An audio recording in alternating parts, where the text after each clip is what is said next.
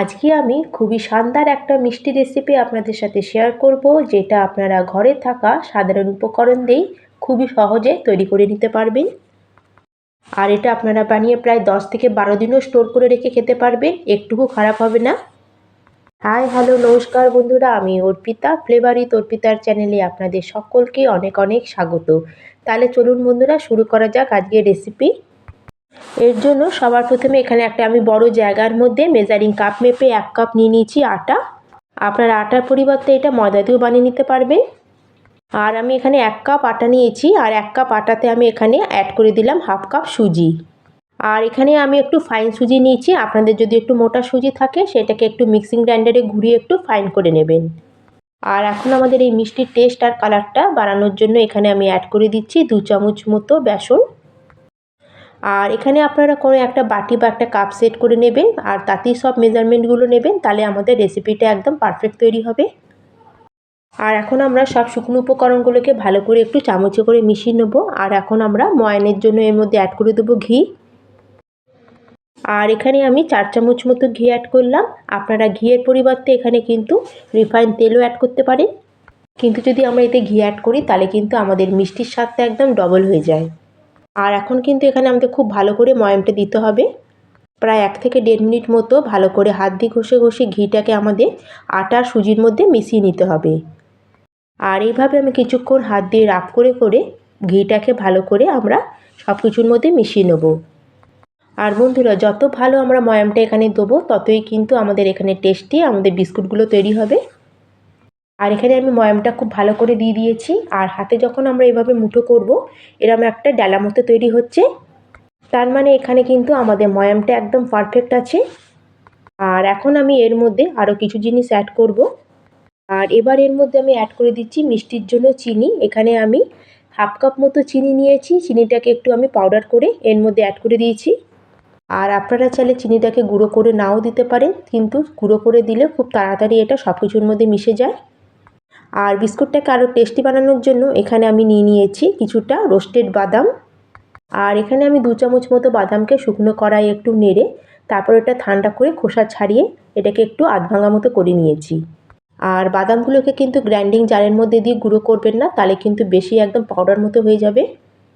আর বাদামগুলোকে একটা বাটির মধ্যে রেখে নোড়া দিয়ে একটু ক্রাশ করে নেবেন। আর বাদামটা দেবার পরে এখন এর মধ্যে আমি 2 চামচ মতো সাদা তিল অ্যাড করে দিয়েছি।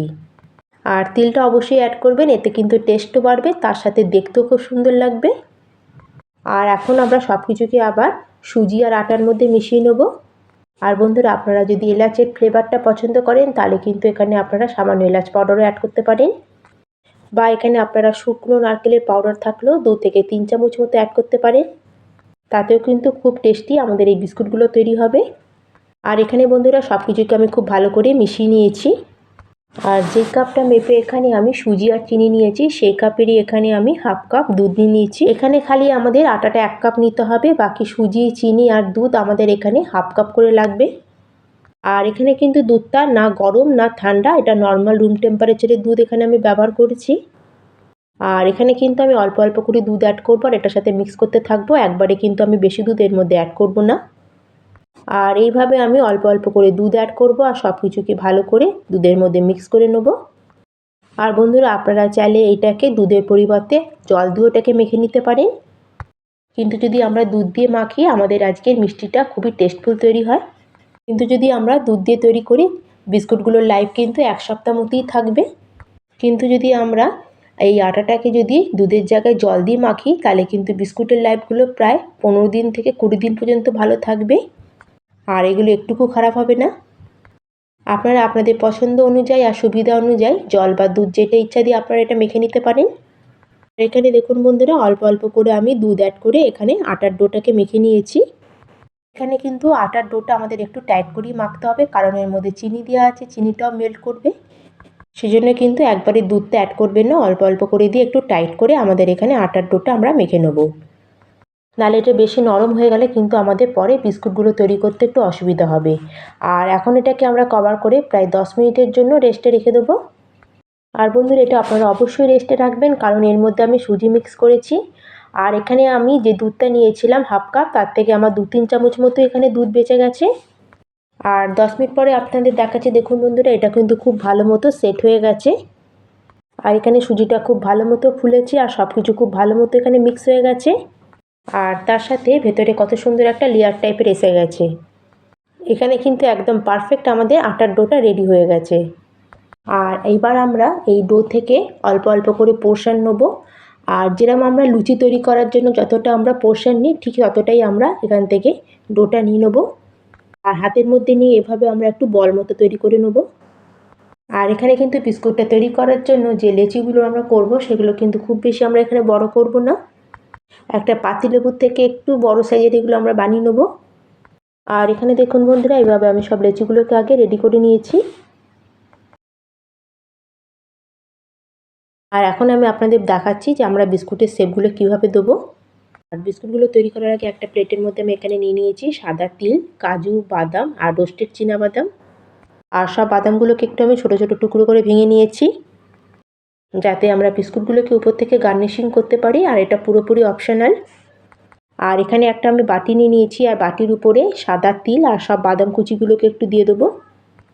আর ড্রাই ফ্রুটসগুলো দেওয়ার পরে এখন আমরা একটা লেচি নেবো। লেচিটাকে এইভাবে বাদামের উপর রাখবো আর এর উপর দিয়ে একটা বাটি দিয়ে এর পেছন দিক দিয়ে এটাকে একটু প্রেস করে দেবো। আর এইভাবে অন্য একটা বাটি দিয়ে এটাকে প্রেস করে দিলে আমাদের বিস্কুটগুলো একটা শেপেও চলে আসবে, তার সাথে সব ড্রাই ফ্রুটসগুলো ভালো মতো বিস্কুটের মধ্যে আটকেও যাবে। আর বন্ধুরা, ভিডিওটা দেখতে দেখতে আপনারা যদি এত দূর চলে এসে থাকেন, অবশ্যই কিন্তু একটা লাইক করে দেবেন। আর তার সাথে যদি চ্যানেলে নতুন বন্ধু হয়ে থাকেন, চ্যানেলটিকে যদি না সাবস্ক্রাইব করে থাকেন, প্লিজ চ্যানেলটিকেও সাবস্ক্রাইব করে দেবেন। আর এইভাবে যদি আমরা করে নিই, যখন আমরা বিস্কুটগুলোকে তেলে ভাজবো তখন কিন্তু একটা ড্রাই ফ্রুটসও তেলের মধ্যে কিন্তু খুলে যাবে না।